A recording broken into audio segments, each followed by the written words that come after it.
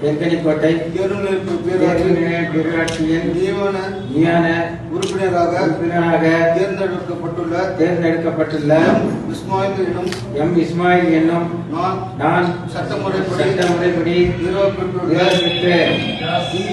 இந்திய அரசியலமைப்பு உண்மையான நம்பிக்கையும் பற்றுறுதியும் கொண்டிருப்பேன் என்று இந்திய நாட்டின் இறையாண்மையும் ஒருமைப்பாட்டையும் நிலை நிறுத்துவேன் என்று நான் மேற்கொள்ள இருக்கும் கடமையை நேர்மையுடன் நிறைவேற்றி என்றும் கடவுளைய உளமாற உறுதி கூறுகிறேன்.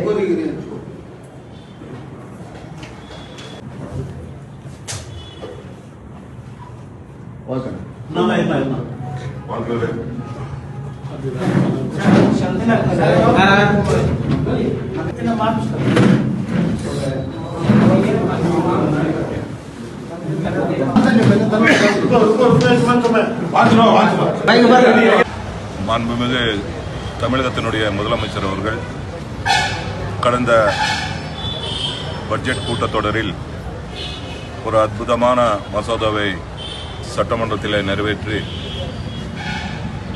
மாற்றுத்திறனாளிகள்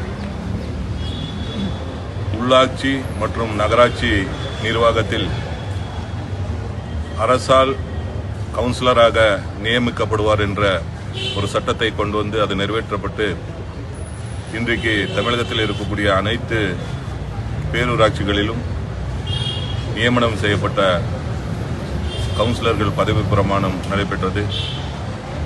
தேன்கனிக்கோட்டை பேரூராட்சியில் இஸ்மாயில் என்ற மாற்றுத்திறனாளிக்கு நியமன கவுன்சிலராக பதவி பிரமாணம் நம்முடைய அதிகாரிகள் பதவி பிரமாணம் செய்து வைத்தார்கள். இந்த நிகழ்ச்சியில் நானும் தலைவரும் கழகத்தினர் அனைவரும் கலந்து கொண்டு அவரை வாழ்த்தியிருக்கிறோம் என்பதை இந்த நேரத்தில் மகிழ்ச்சியோடு சுட்டிக்காட்ட நான் கடமைப்பட்டிருக்கிறேன். இந்த நேரத்தில் மாண்புமிகு முதலமைச்சர் அவர்களுக்கு மாற்றுத்திறனாளிகளுக்கு மறுவாழ்வு கொடுத்த தலைவருக்கு கிருஷ்ணகிரி மேற்கு மாவட்ட திராவிட முன்னேற்ற கழகத்தின் சார்பாகவும் தேன்கனிக்கோட்டை பேரூராட்சி சார்பாகவும் மனமார்ந்த நன்றியை தெரிவித்துக் கொள்ள நான் கடமைப்பட்டேன். நன்றி.